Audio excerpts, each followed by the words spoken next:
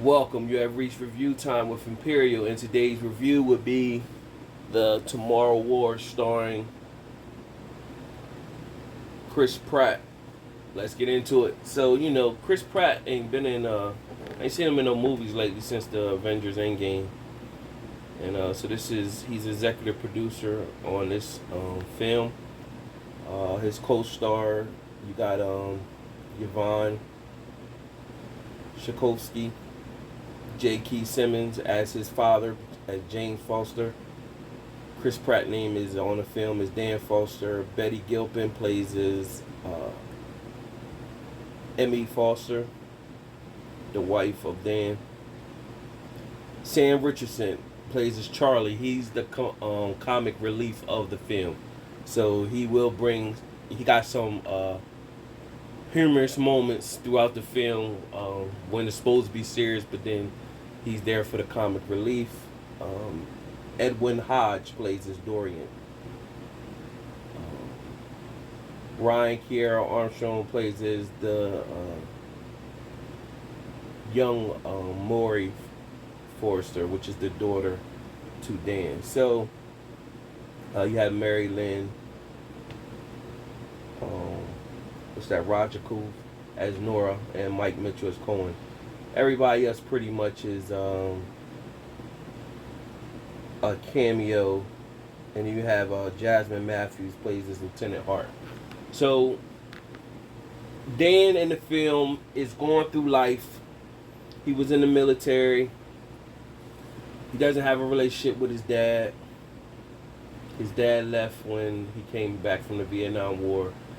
Left the family because he had a bad attitude and he was dangerous, so he stayed away from the family. Dan always resented his dad for that. The dad was always sending like Christmas cards and stuff like that, trying to reach out. Dan rejected him. Dan wasn't in a place in his life where he wanted to be. He always destined that he would be great in life, but he never reached that peak. He went to the military, came out, had a family, wife and a daughter, and he ended up a science teacher at the school, high school, and pretty much that was his life. And he tried to get other jobs, nothing worked out. They always chose someone better that they felt as though was better. So he was stuck in life, and his daughter was giving him inspiration talks like, "You'll make it, Dad." So they were at a Christmas party that they were hosting, and at the Christmas party they were watching a soccer game, and mid soccer game while they was watching it live,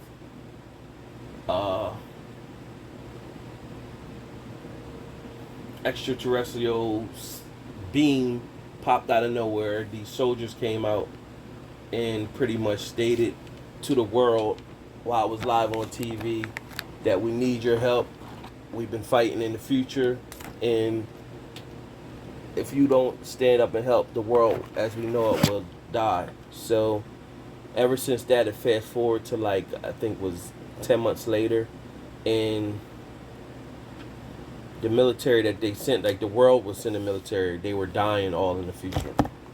And so it got to the point where they had to start sending civilians.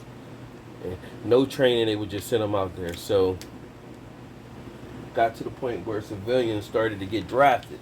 So of course Dan ended up getting drafted, came home, told the wife, his daughter, his daughter was upset and said, but she was bright enough to know that you got drafted, didn't you?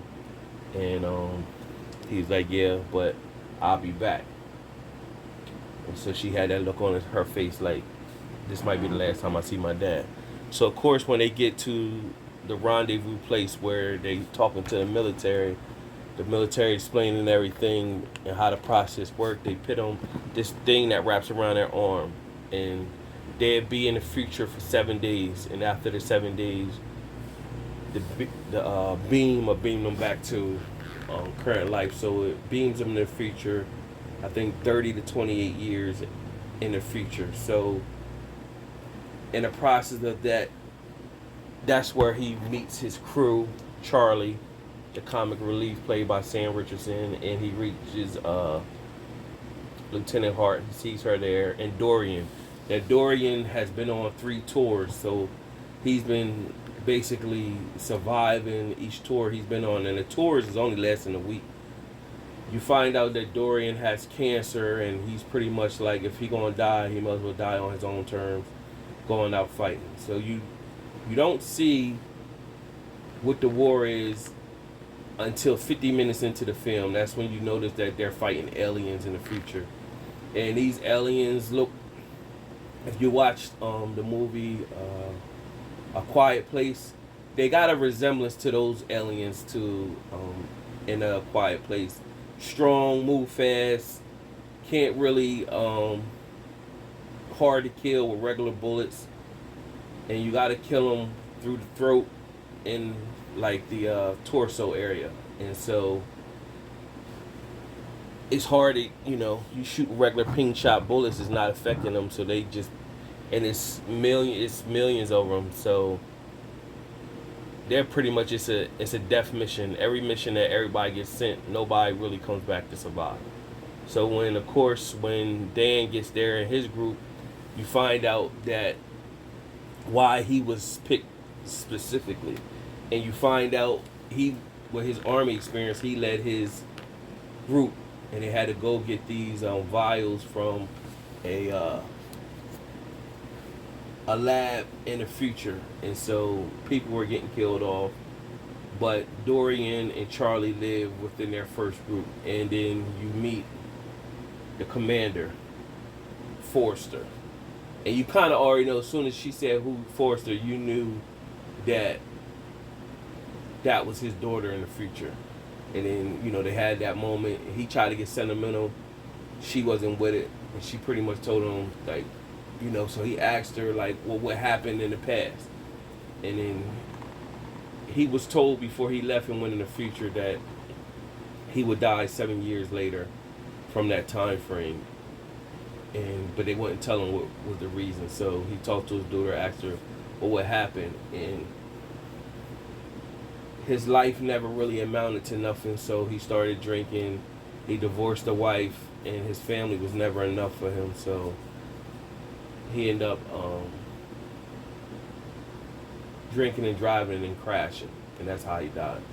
So the reason why she wanted him to come from the past and come to the future, because he was the only one that she could trust with the solution to kill these aliens, because they're losing the battle in the future.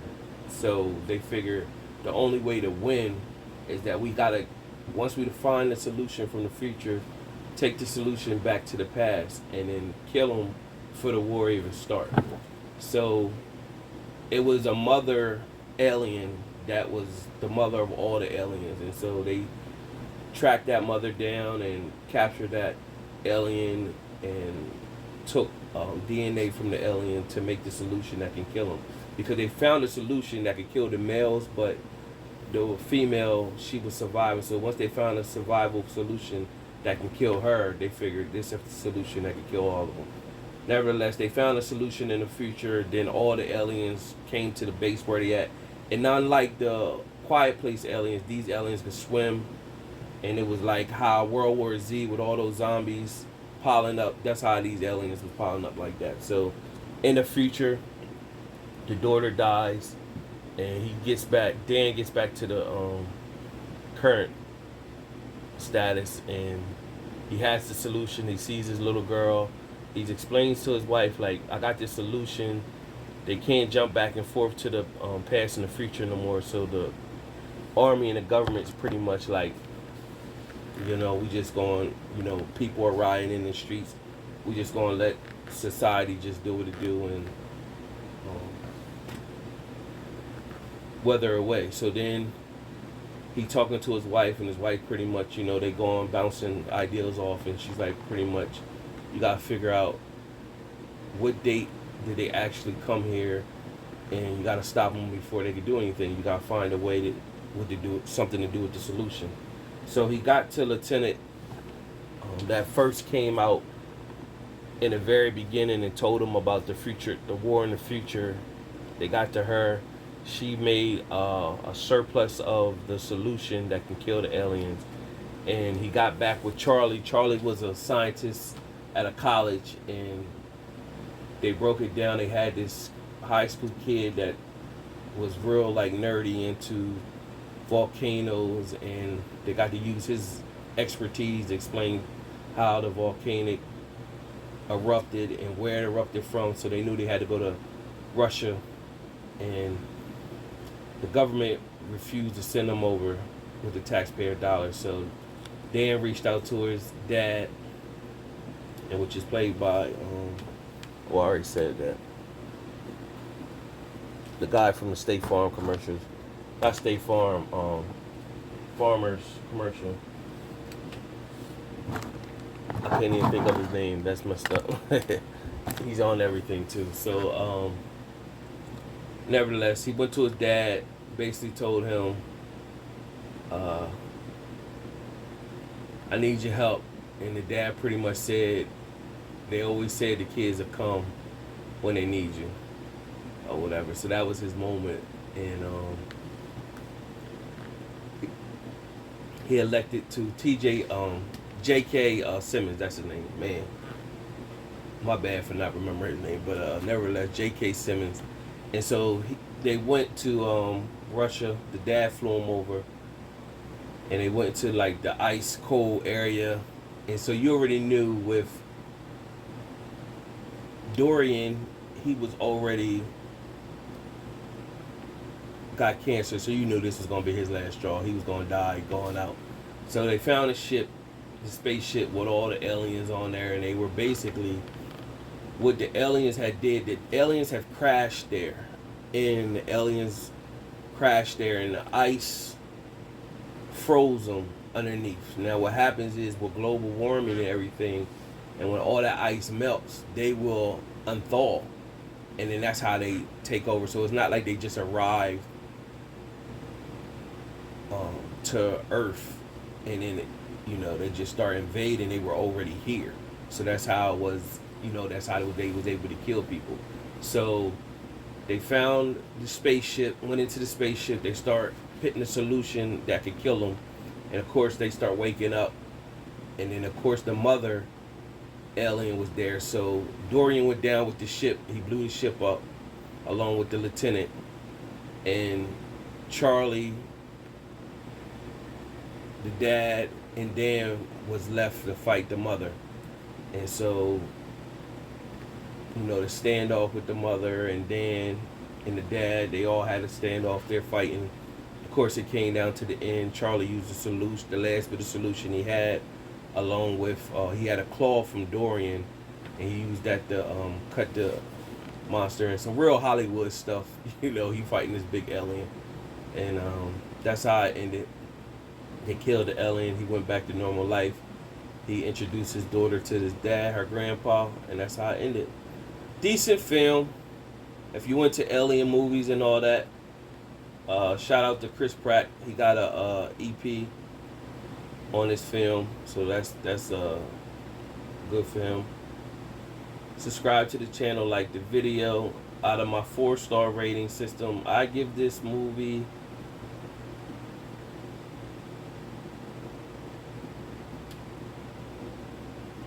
3 out of 4 stars. It wasn't bad. I could see how the weakest somebody could give it is 2.5, but I give it a 3 out of 4 stars because it wasn't bad. It's a long movie, even though the first 15 minutes was a lot of dialogue, but it kept you in tune if you went to alien films and all that type of stuff, sci-fi. Leave a comment till next time.